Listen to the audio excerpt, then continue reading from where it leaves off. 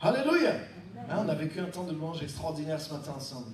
Je ne sais pas vous, mais il y a Dieu qui est là. Par exemple, dans un moment de louange comme ça, le Saint-Esprit agit en nous. Le Saint-Esprit nous fait le ministère. Là, à un moment de louange comme ça, tu peux être guéri, tu peux être délivré. Vous avez vu le moment où ça a chanté sur ces thèmes-là, les paroles qu'il y avait.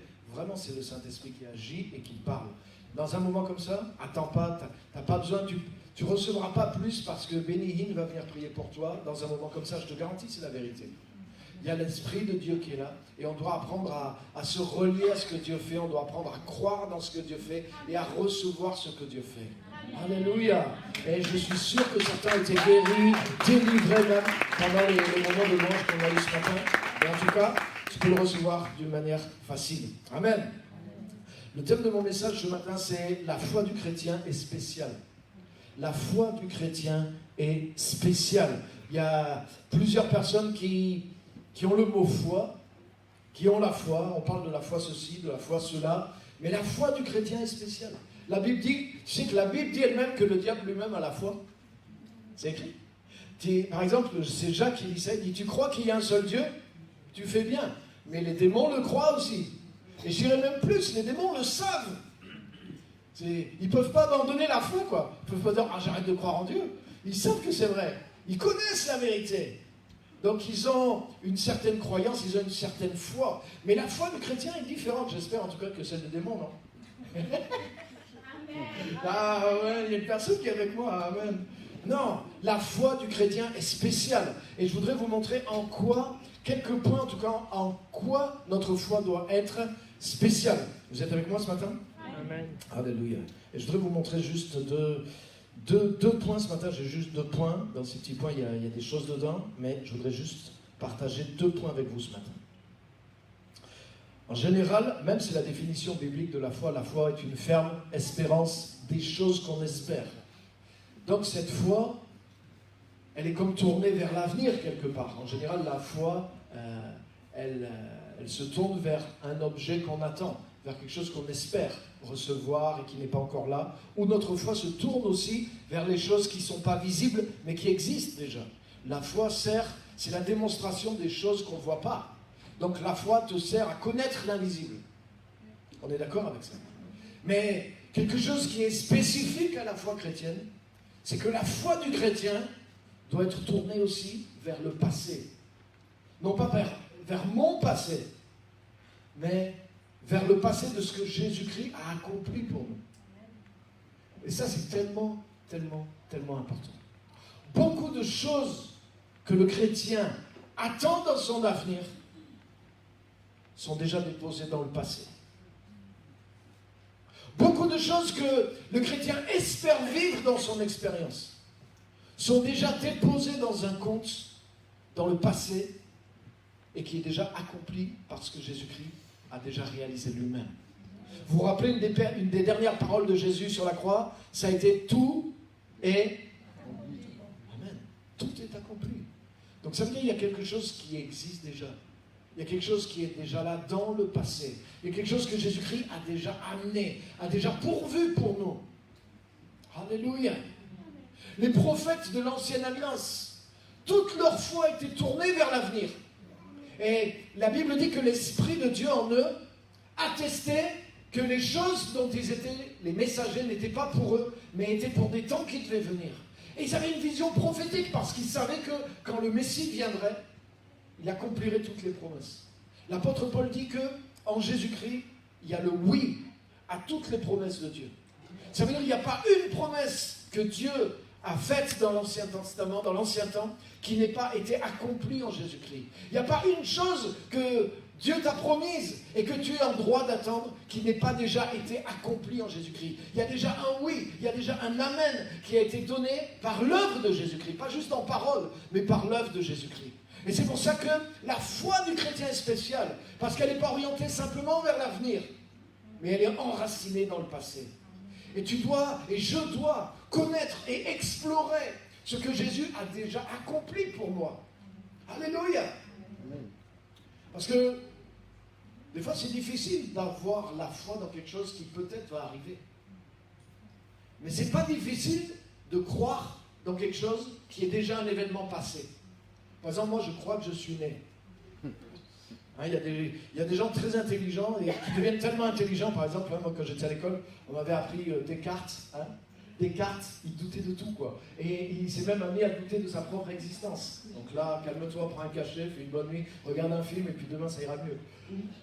Moi, je ne doute pas de ma propre existence, je doute de plein de choses, ça m'est arrivé de douter de plein de choses, mais jusqu'à présent, je ne doute pas que j'existe. Et lui, il est arrivé à la conclusion, je pense donc que j'existe. Moi, je me pince simplement et je me réveille et je sais que j'existe, quoi. Hein, je sais qu'il y a ça à faire, il y a ça à faire, et ça va. Il n'y a pas de souci, tu sais que tu existes aussi. Ah, mais j'ai lu le doute à un moment donné. Est-ce que chacun de vous croyez que vous existez? Et même, si jamais vous en doutiez, la plupart d'entre nous, on a un papier qui dit même à quand c'est qu'on est arrivé dans le monde, c'est pas vrai? Il y a un document historique attestant que tel jour ou au moins telle année, nous sommes vraiment rentrés dans le monde. Et il y a des témoins. Hein. Si jamais, c'est vrai que c'est dur de s'en rappeler, mais il y a un papier qui est là et il y a des gens pour te rappeler que ouais, tu étais dans le ventre de ta mère et tu es vraiment arrivé. Tu es un événement qui est arrivé dans l'histoire et c'est un bon événement quand tu es arrivé dans l'histoire. Amen. Et c'est pour ça que chaque année, tu le célèbres avec ton anniversaire. Et c'est pas difficile à croire, parce que c'est quelque chose qui est arrivé.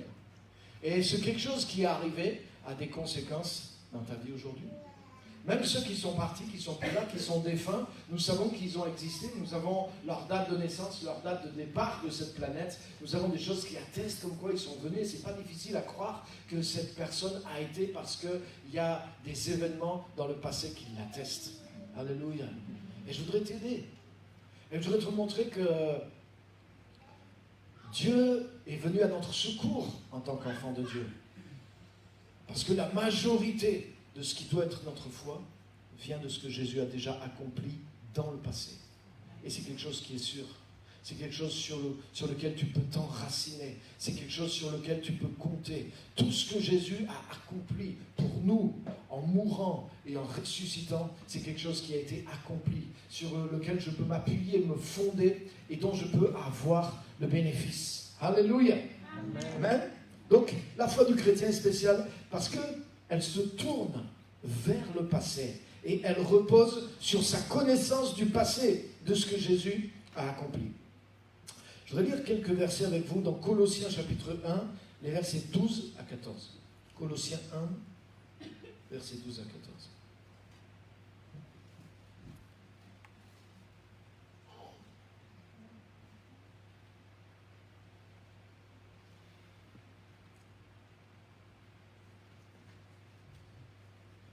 Il est dit, rendez grâce au Père qui vous a rendu capable d'avoir part à l'héritage des saints dans la lumière, qui nous a délivrés de la puissance des ténèbres et nous a transportés dans le royaume du Fils de son amour, en qui nous avons la rédemption, la rémission des péchés. Amen. En 3 versets. En 3 versets. Regarde tout ce qui vient du passé et que tu possèdes déjà. Là, ce verset ne dit pas aspire à ça, voilà ce que tu dois avoir, voilà ce que tu peux obtenir, voilà ce que tu as déjà. Si tu es en Jésus-Christ, tu crois en lui, voilà ce qui est ton héritage. Rendez grâce au Père, déjà remercie, parce que tu as reçu quelque chose. Rendez grâce au Père qui vous a rendu capable d'avoir part à l'héritage des saints dans la lumière. Alléluia. Déjà être héritier, c'est pas mal. Hein, c'est cool. Mais tu sais, il y a des gens ils touchent un gros héritage. L'héritage est tellement grand pour eux que 5 ans après, il ne reste plus rien. Donc c'est une chose de recevoir un grand héritage, mais c'est autre chose d'être rendu capable de vraiment gérer cet héritage. Et Dieu nous a rendus capables de posséder son héritage. Non seulement il le met en notre possession, mais il nous rend capables d'en faire quelque chose de bon. Parce que c'est grand ce qu'il nous a donné. C'est riche ce que Dieu nous a donné. Alléluia. Et Dieu nous a déjà rendus capables d'avoir part à son héritage avec tous les saints dans la lumière. Amen. Non? Amen. C'est plus grand que tout ce que tu vas économiser pendant toute ta vie, quel que soit ton salaire, je te garantis. Donc si je te disais, waouh, toutes les économies de toute ta vie, tu vas les avoir maintenant, tu vas, waouh, alléluia, amen, amen, amen. Et tu vois, c'est là que la foi, elle entre en jeu. Parce que si je faisais une distribution de billets de 100 € à chaque personne aujourd'hui, ça fait plaisir quand même. Mais c'est que 100 €. D'ici ce soir, tu peux tout craquer facile. Mais tu vas croire, tu vas te réjouir parce que j'ai donné vraiment quelque chose. C'est cool, j'ai eu 100 €. Je suis reparti du culte avec un billet de 100 €. Amen. Avec ça, je vais pouvoir avoir ça. Mais Dieu nous a rendus capables d'avoir part à l'héritage avec tous les saints dans la lumière. Et il dit rends grâce. Déjà, ça veut dire que c'est quelque chose qui te dépasse. Tu ne sais même pas tout ce qu'il y a dans l'héritage, mais tu sais que tu l'as. Et tu sais que Dieu te rend capable en plus de l'avoir et de le posséder. Rends grâce pour ça. La première chose à faire dans la foi, c'est de commencer à rendre grâce. Même si je ne sais pas encore, mais qu'est-ce que je vais en faire, comment ça se passe, même si tu as des questions par rapport à ton héritage, tu as un héritage déjà. Et des fois, le chrétien, c'est ça, tu lui dis une bonne nouvelle, ah oui, mais comment je vais faire? Il commence à se poser des problèmes alors qu'on vient de lui annoncer qu'il a une grande bénédiction. Parce qu'il y a comme un truc bizarre des fois dans notre tête, quoi. C'est pour ça que la foi du chrétien est spéciale. Et tu dois mettre ta foi dans ce qui est passé. Tu dois mettre ta foi dans ce que Jésus-Christ a accompli pour toi. Je voudrais te dire une chose, si le Fils de Dieu a pris la peine de descendre, a pris la peine de devenir un homme et de mourir pire qu'un chien sur une croix pour nous donner cet héritage, c'est qu'il y a de la valeur dans cet héritage. Amen. Alléluia. Ça veut dire que, même si je ne sais pas encore, même si je ne sais pas comment m'approprier tout ça, mais ça veut dire ce que Jésus a accompli pour me mettre en possession et me rendre capable de posséder, de gérer, de bénéficier de cet héritage, c'est quelque chose, c'est la chose la plus grande, la chose qui a la plus grande valeur qui soit. Et je veux commencer à remercier Dieu parce qu'il m'a rendu capable. À partir du moment où tu es en Christ, peut-être tu ne le sais pas, mais tu es héritier. Et il n'y a pas que ce verset qui le disent, plein de versets qui le disent en lui. Vous êtes devenus aussi héritiers. Nous sommes héritiers de Dieu et co-héritiers avec Christ. Romains chapitre 8, alléluia. Amen. Tu sais que la première partie du livre que tu as dans les mains, si tu as la Bible, c'est l'Ancienne Alliance. Mais j'aime à dire que la deuxième partie, c'est le Nouveau Testament.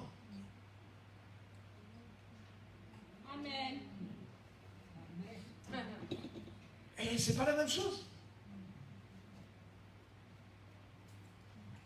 Une alliance, c'est 50-50. Si tu fais ça, tu auras ça. Et si tu fais pas ça, tu n'auras pas ça.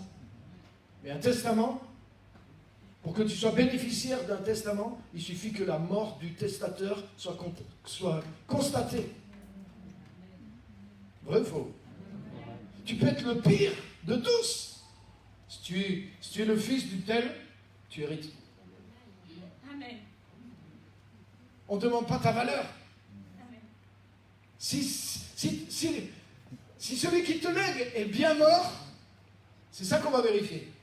Dans un testament, on ne va pas vérifier est-ce que vous êtes bien, est-ce que vous êtes riche, est-ce que vous avez des dettes, est-ce que vous avez un compte en banque. Même si tu n'as pas de compte en banque pour mettre l'argent, on va trouver un moyen pour toi, mais tu vas hériter. Ce qu'on va juste vérifier, c'est est-ce que celui qui lègue c'est bien, il est mort. C'est pas toi qu'on vérifie, c'est pas l'héritier qu'on vérifie, c'est le légataire qu'on vérifie. En vérité, s'il est mort, et s'il est bien mort, alors tout se met en œuvre. Je vais te dire la première partie de la Bible, c'est l'Ancienne Alliance. Mais je vais te dire la deuxième partie de la Bible qui me concerne et qui te concerne, c'est le Nouveau Testament. Alléluia! Alléluia! C'est puissant! Et ce qui est dans mon avenir en tant que chrétien dépend de ce qui est dans le passé. Ce que mon avenir en tant que chrétien aujourd'hui au XXIe siècle vient de ce que Jésus-Christ est venu accomplir il y a 2000 ans dans le passé. De la même façon que si tu es héritier d'une grande fortune, mais ton avenir dépend de ce que ton légataire a accompli dans le passé et de ce qu'il t'a légué. Ton avenir peut être complètement changé parce que quelqu'un d'autre a fait pour toi en tant qu'héritier. C'est le principe même d'un héritage. Un héritage matériel, mais ça peut être un héritage spirituel, ça peut être autre chose aussi. Quelqu'un peut te transmettre une sagesse qui change ta vie pour toujours. Alléluia. La foi du chrétien doit reposer essentiellement dans le passé. Je voudrais te dire que ton avenir en tant que chrétien, il n'est pas juste dans l'attente que tu as de ce que Dieu va faire pour toi dans l'avenir, mais il a déjà été pourvu dans ton passé. Et tu dois apprendre à puiser dans ce passé pour déclencher l'avenir que Dieu a pour toi. Alléluia. Et trop de chrétiens, ils attendent après Dieu, ils attendent après que Dieu fasse quelque chose, ils supplient Dieu de faire quelque chose dans l'avenir, mais ils ne prennent pas le temps de prendre connaissance de ce que Dieu a déjà déposé sur leur propre compte dans le passé, parce qu'ils ont été mis en Jésus-Christ. Tu as été baptisé en Jésus-Christ, tu es rentré en Jésus-Christ, tu es devenu héritier, co-héritier de Christ. Et Dieu t'a rendu capable d'avoir part à l'héritage avec tous les saints dans la lumière. Et tu dois découvrir ces choses. Tu dois enraciner ta foi dans les choses du passé pour pouvoir les provoquer dans ton avenir. Amen. Alléluia. Amen. C'est tellement important. Rendez grâce au Père qui vous a rendu capable d'avoir part à l'héritage des saints dans la lumière. Alléluia. C'est quelqu'un qui me dit, ouais, tu as touché un gros héritage, c'est sûr, c'est valable, c'est sur le papier. Avant de se dire, ouais, mais comment je vais faire? Est-ce que ça va marcher? Est-ce que c'est pour moi? Commence à se réjouir, non? Quelqu'un de normal. Parce que si ton héritage, si ça te cause trop de doutes, trop de problèmes, écoute, je le récupère si tu veux. Hein, moi, je ne sais pas encore comment je vais l'exploiter, je ne sais pas encore, c'est compliqué, mais pas de problème, écoute, donne-le-moi, je gère les problèmes de ton héritage si pour toi c'est trop, si c'est pour toi c'est vraiment trop un problème.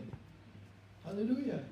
Hey, l'héritage que Dieu nous a donné en Christ, ça peut nous poser quelques questions pour savoir comment ça va se faire. Mais c'est une bonne nouvelle. À la base, on est héritier et on doit rendre grâce à Dieu de tout notre cœur pour ça. Alléluia. Rendez grâce à notre Père qui vous a rendu capable d'avoir part à l'héritage des saints dans la lumière. C'est fait, non? Amen. Là, il n'y a pas d'exception qui confirme la règle. Hein? Alléluia. Amen. Hey! Alléluia. Gloire à Dieu.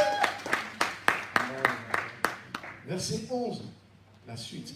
Rendez grâce au Père qui vous a rendu capable d'avoir part à l'héritage des saints dans la lumière, virgule, qui nous a délivrés de la puissance des ténèbres et nous a transportés dans le royaume du Fils de son amour.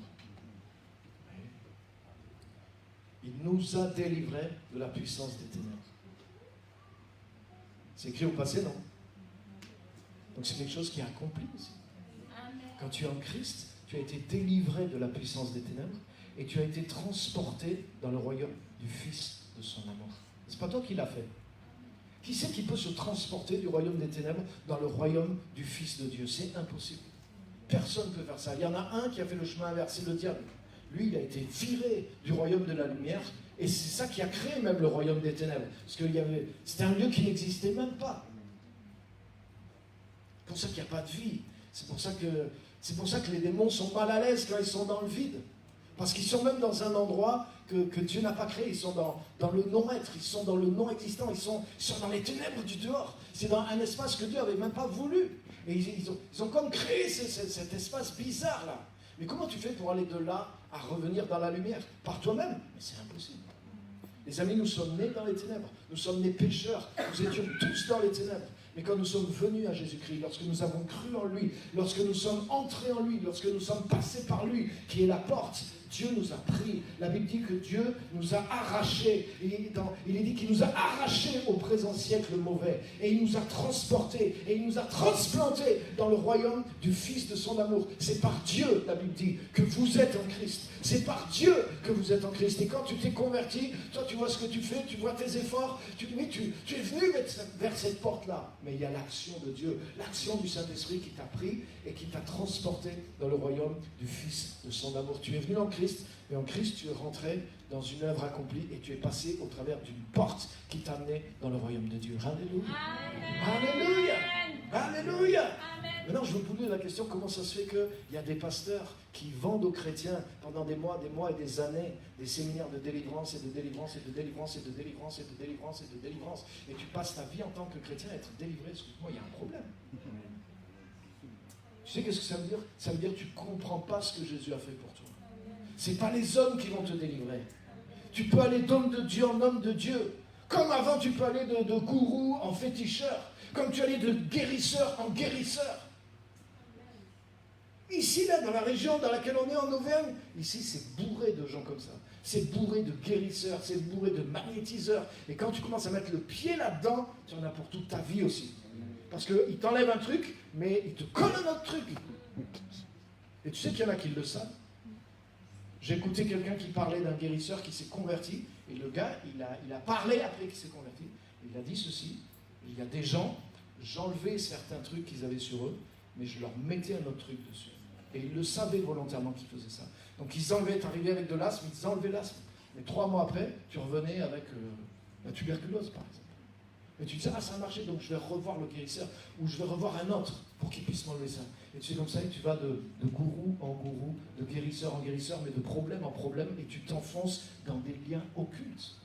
Et je voulais te dire, dans l'église, c'est pas la même chose. Dans l'œuvre de Dieu, c'est pas la même chose. Peut-être quand tu arrives en Christ, oui, tu as besoin de délivrance, c'est sûr, je le crois. Mais quand tu vas passer à la croix, quand tu vas rencontrer Jésus-Christ, quand tu vas rentrer en Jésus-Christ, mais tu vas être délivré, non pas par la main d'un homme, mais tu vas être délivré par le Seigneur lui-même. C'est ce qui est écrit. Il nous a délivrés. Il nous a délivrés. Alléluia. Alléluia. Mais tu as besoin de te convertir. Tu as besoin de venir à Jésus-Christ. Tu as besoin d'abandonner le péché. Parce que aussi, il y a beaucoup de gens qui veulent se débarrasser des démons, mais ils veulent bien continuer avec tout ce qui attire les démons dans leur vie. Et là est le problème. Parce que tu ne peux pas être délivré du diable si tu ne veux pas être délivré du péché. Tu ne peux pas être délivré des démons si tu ne veux pas aimer Dieu et être soumis à Dieu. Tu ne peux pas être délivré des dons et de la possession démoniaque si tu ne veux pas être rempli du Saint-Esprit. Si tu n'aimes pas Dieu, si tu ne veux pas vraiment te convertir, tu ne peux pas vraiment être délivré. Tu ne seras jamais délivré. Si tu ne veux pas être dans le camp de Dieu, tu auras toujours des problèmes avec le diable. Tu auras toujours des problèmes avec les démons. Que tu veuilles ou pas, mon ami. Donc la délivrance, ce n'est pas quelque chose que tu prends personnellement en dehors de Dieu. La délivrance, elle vient quand tu viens à Jésus-Christ. Parce que tu es libéré des puissances de ténèbres. Et tu nais de nouveau. Et tu es transporté dans le royaume du Fils de son amour. Et il n'y a que Dieu qui peut faire ça. Aucun homme ne peut faire ça. C'est Dieu qui le fait. Mais quand il le fait, c'est bien fait. Il nous a délivrés. Et c'est fait et c'est bien fait. Jésus a dit, celui que le Fils libère, il est vraiment libre. C'est pour ça que tu retournes chez les pasteurs aussi là. Parce que celui que le pasteur libère n'est pas vraiment libre. Ça vous choque ce que je dis? Mais c'est la vérité. Celui que le pasteur libère n'est pas vraiment libre. Celui que le prêtre libère n'est pas vraiment libre. Mais celui que Jésus libère est vraiment libre. Après, alléluia, Jésus peut te libérer aussi grâce, en partie, aux prières de quelqu'un. Mais c'est Jésus qui te libère. Et ton deal, il est avec Jésus-Christ. Et quand ton deal est avec Jésus-Christ, tu vas être libéré et tu vas être vraiment libéré. Parce qu'il nous a délivrés non seulement de la puissance des ténèbres, mais il nous a transportés dans le royaume de la lumière, dans le royaume du Fils de son amour. Et quel est le démon qui va venir te chercher là-bas? Amen. C'est impossible. C'est impossible.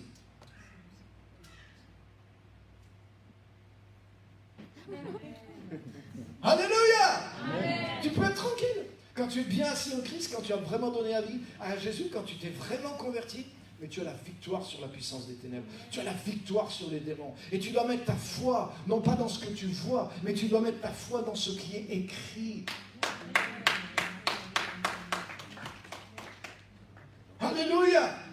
Il nous a délivrés. Dans ce nous, il y a je, il y a toi, non? Alléluia. Il nous a délivrés de la puissance des ténèbres et il nous a transportés dans le royaume du Fils de son amour. Alléluia. Et nous sommes plus que vainqueurs par celui qui nous a tant aimés. Alléluia. Tu n'as pas à avoir peur des démons. Si tu es en Christ, mais fortifie ta foi, lis ce qui est écrit. Jésus a dit à tout chrétien, et voici je vous ai donné autorité sur toute la puissance des ténèbres et rien ne pourra vous nuire.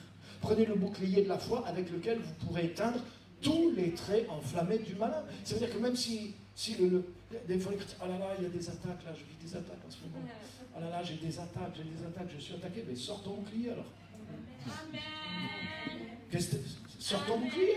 Puisque la Bible dit que le bouclier de la foi va éteindre tous les traits enflammés du malin. C'est-à-dire que même si l'enfer te ciblait, te prenait pour cible et balancer des flèches enflammées, avec le bouclier de la foi, tu peux éteindre tous les traits enflammés du malin. Pas 80, pas 99%, tous les traits enflammés du malin.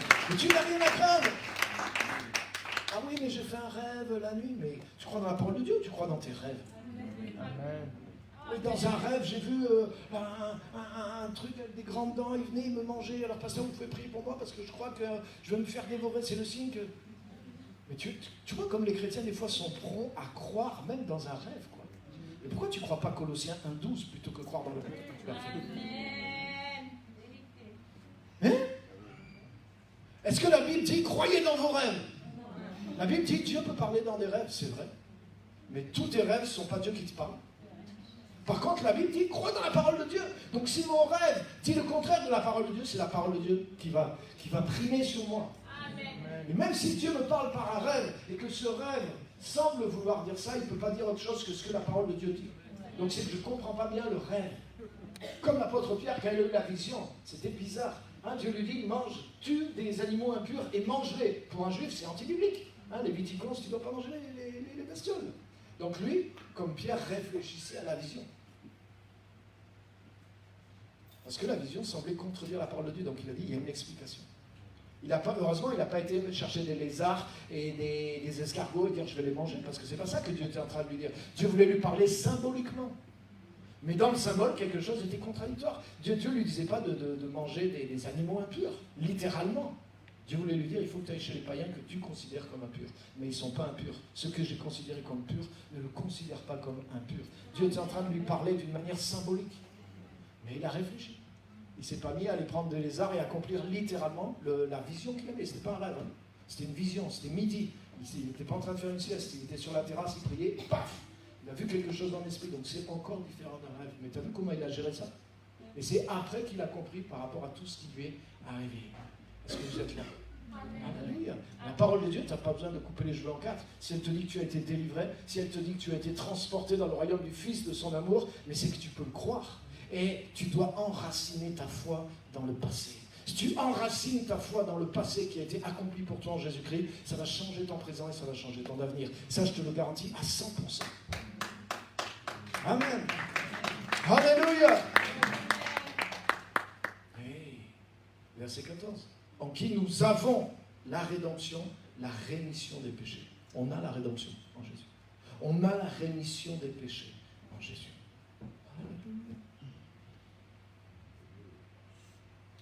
C'est puissant. Et tu as vu en 3 versets tout ce qu'on a déjà? Là, tu pourrais explorer, tu pourrais exploiter ça. Va voir dans les autres versets parallèles, qu'est-ce qu'ils disent sur ça, et exploite toute la richesse que tu as en Christ. Et mets ta foi dans ces choses-là. Et tu vas voir que ça va changer la personne que tu vas devenir. Tu vas voir que tu as l'autorité. Tu vas voir que tu as le pouvoir dans ta vie. Non pas parce que Dieu t'aura touché et aura fait quelque chose de spécial dans ta vie, mais tu auras juste pris connaissance de ce que Dieu a déjà accompli pour toi en Jésus-Christ et tu vas le croire et le manifester. Alléluia. Amen. Amen. Donc ça, c'est la première des choses. Mets ta foi dans le passé. La foi du chrétien est spéciale. Elle est tournée vers le passé dans ce que Jésus-Christ a accompli pour lui. Amen. La deuxième chose, c'est que la foi du chrétien doit reposer en priorité sur sa parole. La foi du chrétien doit reposer en priorité sur sa parole.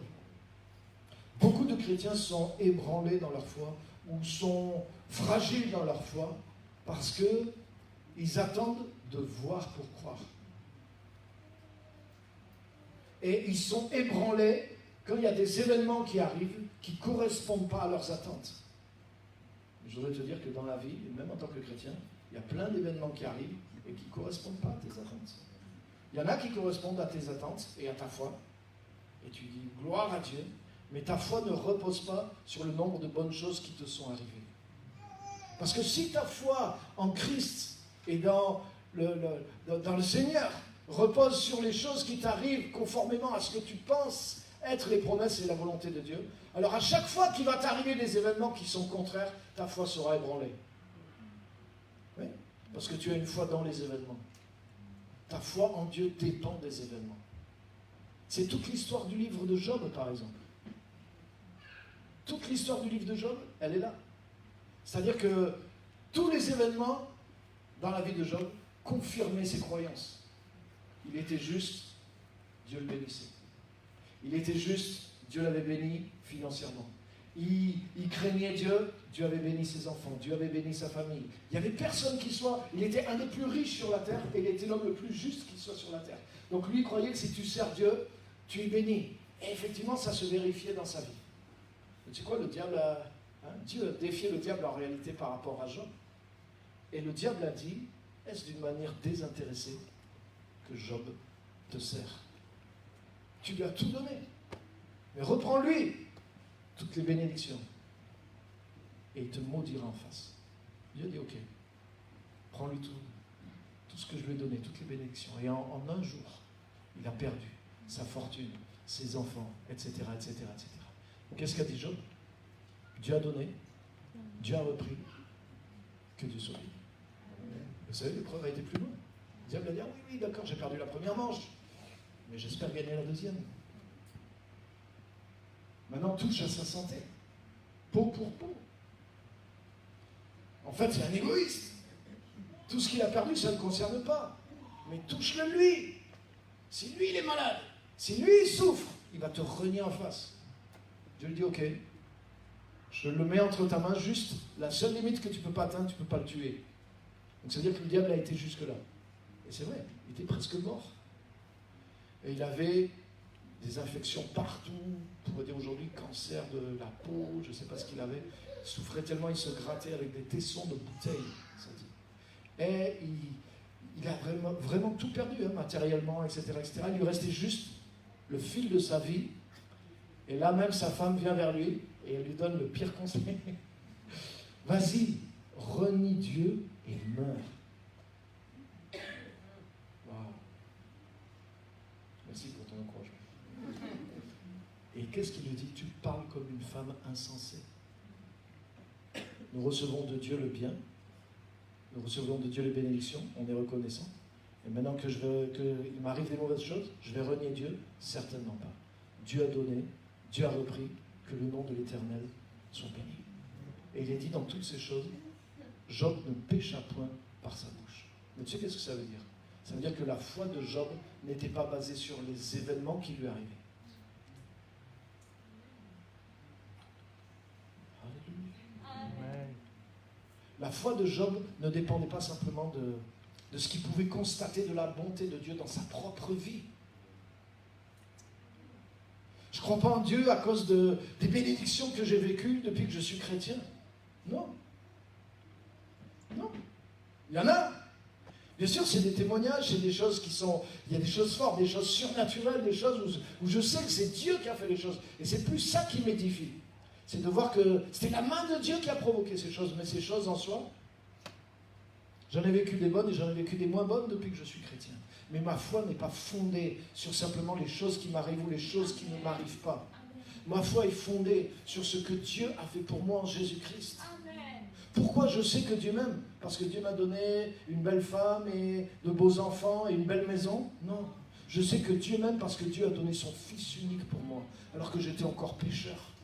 Et ça, tu sais quoi? Je peux perdre ma femme, je peux perdre mes enfants, je peux perdre ma richesse, je peux perdre ma santé, mais il y a une chose que tu ne peux pas enlever, parce que c'est dans l'histoire. C'est que Jésus-Christ est venu dans ce monde, et Jésus-Christ a souffert, et Jésus-Christ est mort sur une croix pour un pécheur comme moi. Et ça, c'est impossible de l'enlever. Parce que c'est quelque chose qui est arrivé, c'est quelque chose que Dieu a fait. Et c'est pour ça que Dieu veut que notre foi soit enracinée dans les faits du salut, dans ce que dit la parole de Dieu, dans quelque chose qui est éternel. Notre vie, elle change. Un jour, tu te réveilles, tu es dans la joie, tu es dans la victoire, tu es le meilleur du monde. Tu ne sais pas pourquoi, le lendemain, tu te réveilles, tu es déprimé, tu as envie de mourir. C'est pas vrai? Et si tu vas voir un médecin, n'y va pas parce qu'il va te dire que tu es bipolaire.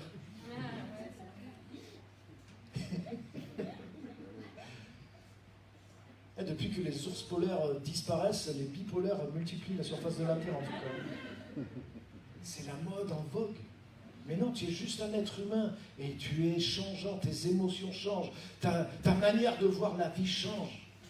Et ta foi ne peut pas être basée sur ce qui t'arrive ou sur ce que tu ressens ou sur ce que tu perçois ou sur ce que tu raisonnes. Ta foi doit être basée sur quelque chose et Dieu veut pour que ta foi soit solide et qu'elle produise des résultats puissants, qu'elle soit fondée sur quelque chose de solide et qui est éternel et qui est la parole de Dieu. Jésus a dit, celui qui, tu connais le sage et l'insensé, celui qui bâtit la maison sur le sable et celui qui l'a bâti sur le roc. Celui qui bâtit sa maison sur le roc, Jésus dit, c'est celui qui vient à moi, qui entend ma parole et qui la met en pratique. Alléluia. Bien sûr, les témoignages et les événements positifs qui arrivent encouragent notre foi dans la parole de Dieu.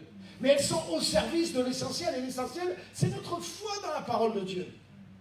Et si tu veux avoir vraiment une foi qui déchire, il faut que tu la bases sur la parole de Dieu. Alléluia. Si tu as la foi dans la parole de Dieu, si tu es enraciné dans la parole de Dieu, alors tu vas provoquer des événements conformes à cette parole. C'est pas la même chose que juste attendre que Dieu accomplisse des événements conformes à sa parole dans ta vie. Ça arrivera aussi. Mais si ta foi est enracinée dans la parole de Dieu, toi-même, tu vas provoquer une vie et des événements qui sont conformes à la parole de Dieu. Parce que c'est ça l'héritage que Dieu nous a donné. Alléluia. Alléluia. Nous sommes devenus enfants de Dieu. Nous sommes la lumière du monde. Dans Ésaïe 60, il est dit, lève-toi et brille, parce que la lumière de Dieu s'est déjà levée sur toi. En tant qu'enfant de Dieu, tu n'es pas juste comme la lune, hein. Tu n'es pas juste le reflet du soleil. J'ai entendu prêcher ça des fois, ouais, le chrétien est comme la lune, il est le reflet de la lumière de Dieu. C'est plus que ça. Jésus a dit, vous êtes la lumière du monde. Et dans Ésaïe, il prophétise sur les enfants de Dieu. Il dit, lève-toi et brille, parce que la gloire de Dieu s'est levée sur toi. Ça veut dire que toi-même, tu es une source de lumière. Toi-même, tu peux produire la lumière. Si ta foi est enracinée sur la parole de Dieu, sur ce que Dieu a dit de toi, sur ce que Jésus-Christ a fait de toi, tu n'as pas besoin que Dieu vienne rajouter encore quelque chose dans ton avenir. Il peut le faire ou il peut ne pas le faire, mais il a déjà mis quelque chose en toi qui, toi, te permet de briller et de créer et de produire quelque chose dans ton présent et dans ton avenir. Alléluia. Amen. Jésus dit dans le même verset, Jean 7, 37, 38, dans le même verset, si quelqu'un a soif, qu'il vienne à moi et qu'il boive. Mais la suite du verset, celui qui croit en moi, des fleuves d'eau vive couleront de son sein, comme dit l'Écriture. Mais excuse-moi, entre la première partie du verset et la deuxième partie, c'est pas du tout le même type de chrétien. Le premier, il n'a même pas de l'eau pour lui-même. Ça, c'est l'image du jeune chrétien. Petit enfant en Christ. Je viens chercher de l'eau. Seigneur, viens, j'ai besoin de toi, j'ai besoin de toi. Si quelqu'un a soif, qu'il vienne à moi et qu'il boive, il n'y a pas de souci. Jésus, la source, il va répondre à tes besoins. Mais il continue. Il dit, celui qui croit en moi, des fleuves d'eau vive couleront de son sein à lui. Ça veut dire, au début, tu peux juste venir supplier. Pour toi, le fruit de la prière et de la foi, c'est d'avoir un petit verre d'eau de Jésus et étancher la soif qu'il y a dans ton âme. Et c'est bon. C'est une bonne expérience. Tu vois que Jésus est la source d'eau vive. Mais en grandissant en lui, en découvrant ce que tu as en Christ, tu peux devenir toi-même une source de plusieurs fleuves d'eau vive. Amen. Alléluia. Amen. C'est puissant. Mais tu dois découvrir celui qui croit. Jésus a dit, celui qui croit en moi, dans les choses que j'ai faites, dans les choses que j'ai apportées. Il t'a rendu capable, il m'a rendu capable d'avoir part à l'héritage des saints dans la lumière. Alléluia. Amen. Ta foi doit reposer en priorité sur la parole de Dieu. Regarde avec moi dans Matthieu chapitre 8 au verset 5. Matthieu chapitre 8 verset 5.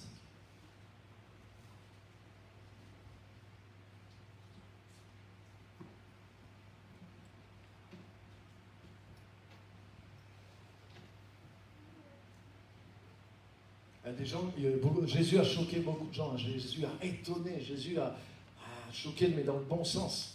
Les gens étaient stupéfaits quand ils voyaient les miracles de Jésus. Mais là, c'est quelqu'un qui a étonné Jésus. Ça, c'est rare. Dans le bon sens. Comme Jésus entrait dans Capernaum, un centenier l'aborda. C'est un Romain, c'est un soldat romain, c'est l'envahisseur. C'est pas un juif, c'est un païen.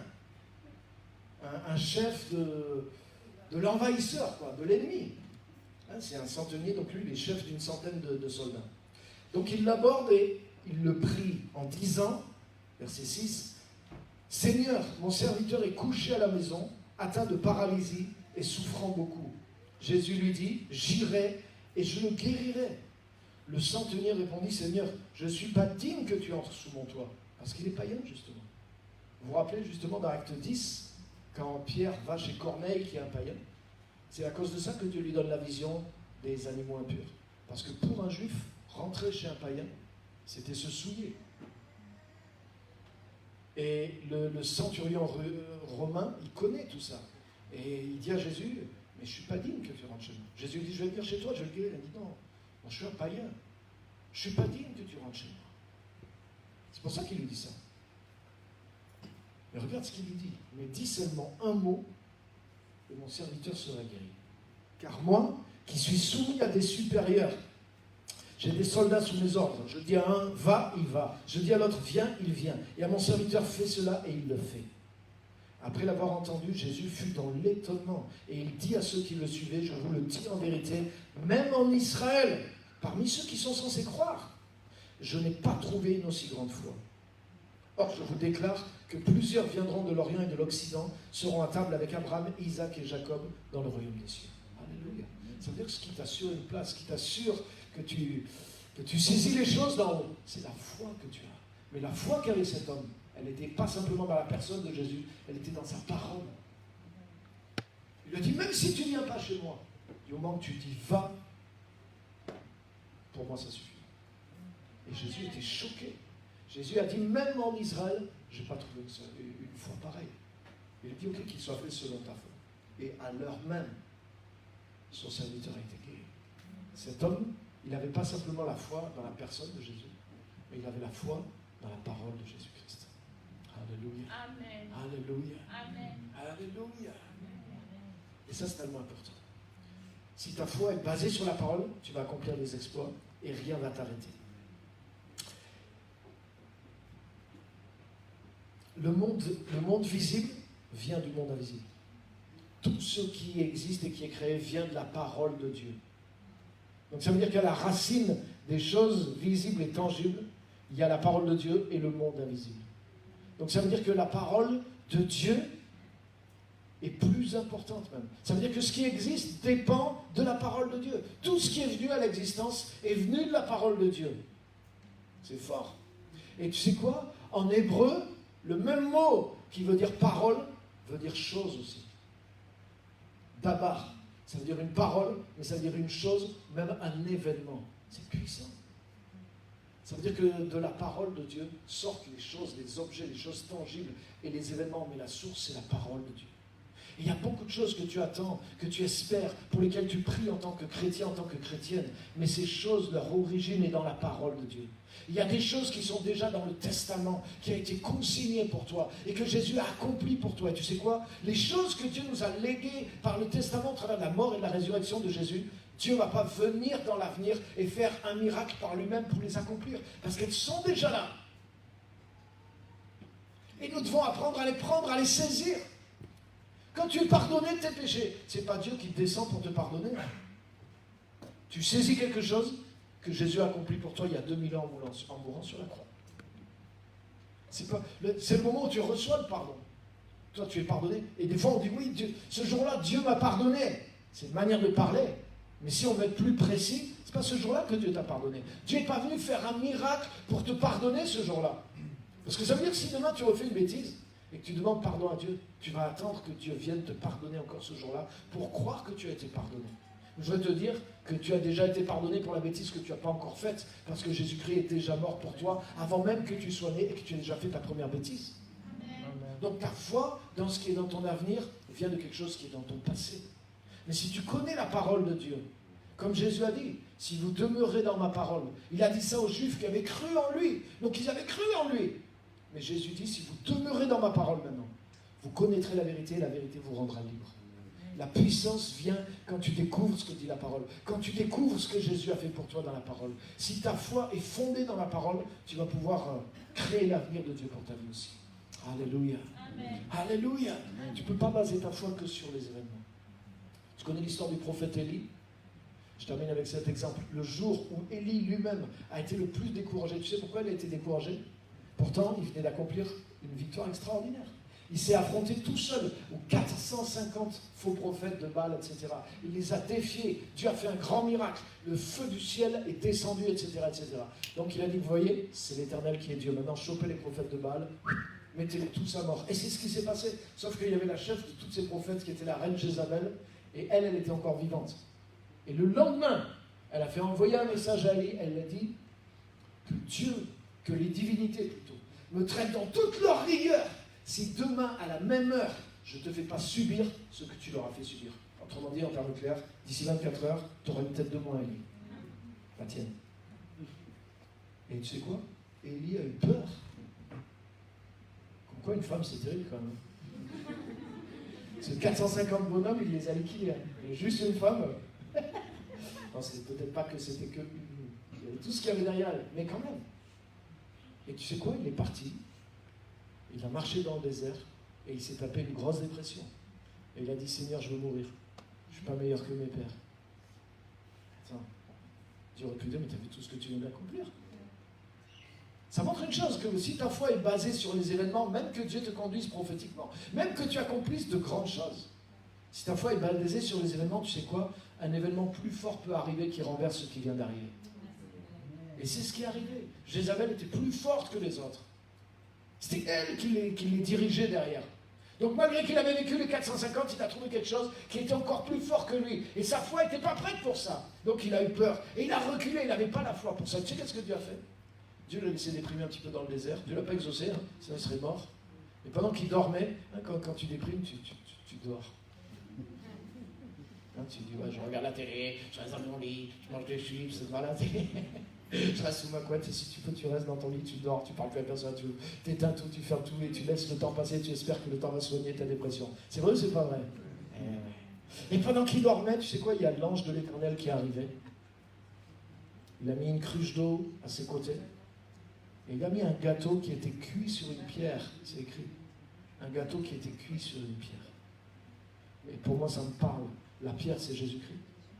Et le gâteau qui est cuit sur la pierre, c'est la parole de Christ. C'est-à-dire, c'est la parole qui vient de ce que Jésus-Christ a accompli.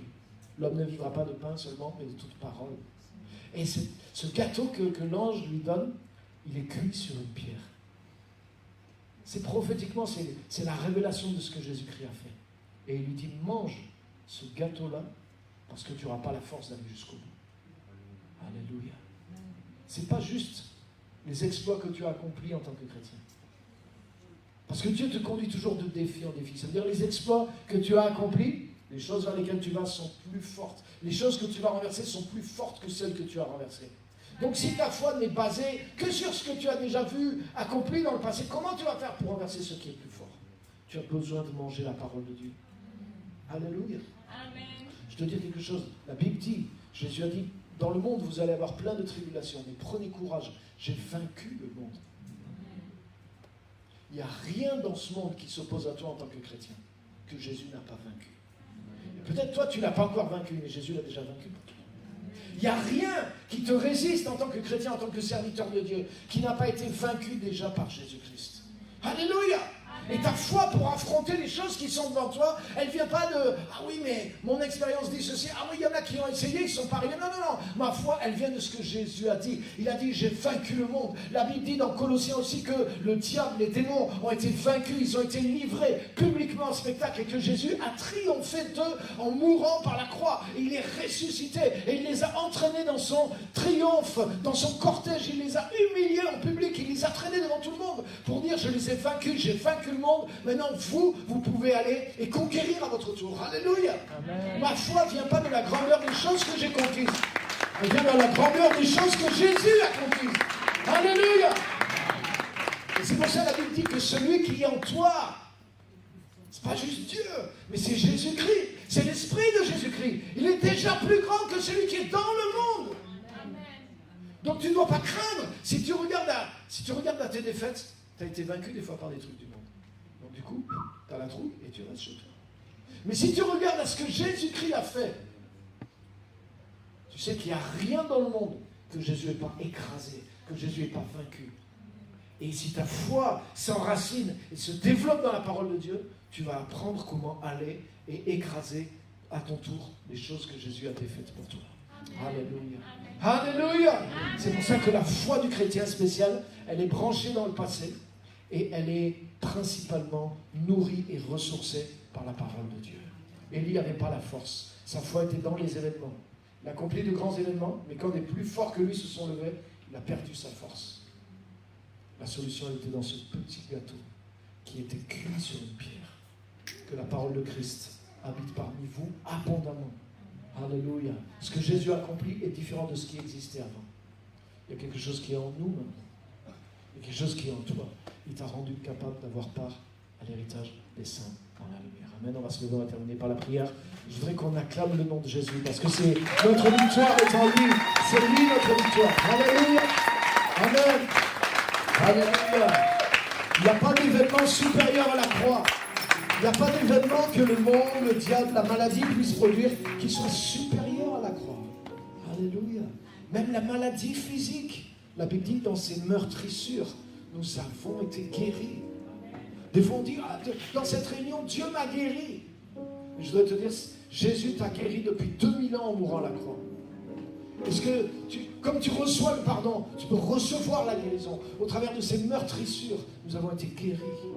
Le même passage dans la Bible qui dit « Il s'est chargé de nos péchés ». Le même passage, le même mot qui implique une rédemption, qui implique dans l'hébreu le mot de la victime expiatoire, la victime qui porte le péché. Le même mot est employé, il a porté nos péchés, mais il s'est chargé de nos maladies et de nos infirmités. Il les a expiés. Alléluia. En lui, nous avons la rédemption. Dans la rédemption, il y a la guérison de tes maladies. C'est ce qu'on a chanté, il y a de la puissance dans le sang de Jésus. Non pas dans l'avenir, le sang de Jésus, il est dans le passé. La mort de Jésus a expié nos péchés. La mort de Jésus a guéri nos maladies. Et tu peux être guéri parce que tu as été guéri. Alléluia. Et il y a tellement de choses comme ça qui viennent du passé. Alléluia. Seigneur, je te remercie pour la richesse de l'héritage que nous avons. Aide-nous à découvrir ce qui est derrière. Trop souvent, nous sommes tournés vers ce qui est devant, alors que ça peut être produit par ce qui est déjà accompli. Merci pour la victoire que nous avons en Christ. Merci pour l'héritage, la délivrance, la rédemption, la guérison, la sagesse, toutes les choses que tu nous as données en Christ. Merci Seigneur, aide-nous, aide-moi à ce que ma foi soit enracinée dans l'événement de la croix, dans les choses qui ont déjà été produites par la mort et la résurrection de Christ. Aide-moi à ce que ma foi soit enracinée dans la parole de Dieu, plus que dans les événements. Parce que l'événement de la croix est plus fort que tout ce qui peut se lever contre moi. Alléluia. J'ai la victoire en toi. Nous avons la victoire en toi. Celui qui est en nous est plus grand que ce qui est contre nous. Seigneur, nous voulons manger cette parole. Parce que sans elle, nous n'avons pas la force d'aller jusqu'au bout. Comme Élie, il n'a pas eu la force. Il n'avait plus la force de continuer. Parce qu'il était nourri juste des exploits qu'il accomplissait. Il avait besoin de la parole de Dieu, la parole de Jésus-Christ. Et nous avons besoin de cette parole pour nous aider à aller jusqu'au bout. Alléluia. Alléluia. Seigneur, je te remercie. Il y a plusieurs personnes ce matin. Et ce message, c'est la réponse de Dieu à tes besoins, à ta situation. Plusieurs personnes, vous êtes venus ce matin et vous le savez, ce message vous parle. Et le Saint-Esprit te dit, c'est la réponse dont tu as besoin. Tu ne peux pas faire l'économie de t'enraciner. Ce qui manque à ta foi, c'est ces deux dimensions-là. Enracine ta foi dans ces deux dimensions-là et tu auras les réponses que tu attends. Tu verras les événements changer. Ce que tu attends, tu vas les voir se produire parce qu'ils ne vont pas venir dans ton avenir. Ils vont venir du passé que Jésus-Christ a accompli et qui est révélé dans ma parole. Et le Saint-Esprit te le dit clairement, comme si le témoignage intérieur ne suffisait pas pendant que tu as entendu le message. Il te le dit clairement. Ce message, c'est exactement ma réponse pour toi. Mais tu dois le travailler. Repars pas en disant, ça y est, Dieu m'a donné la solution. Il faut que tu travailles ces choses-là jusqu'à ce qu'elles portent du fruit dans ta vie. Attelle-toi à ces deux choses-là. Travaille-les dans ta vie et tu verras que la réponse va changer, va amener ce que tu as attendu dans ton existence et dans ta vie. Amen. Alléluia. Je veux qu'on remercie le Seigneur de tout notre cœur. Alléluia. Lève tes mains vers lui. Je veux qu'on rende grâce au Père, comme on l'a lu. Rendez grâce au Père, juste quelques instants. Remercie Dieu, remercie-le. Ouvre ta bouche, élève ta voix, élevons nos voix ensemble. Et remercions-le pour tout ce qu'il a fait, tout ce qu'il met à notre disposition, tout ce que nous sommes, tout ce que nous avons.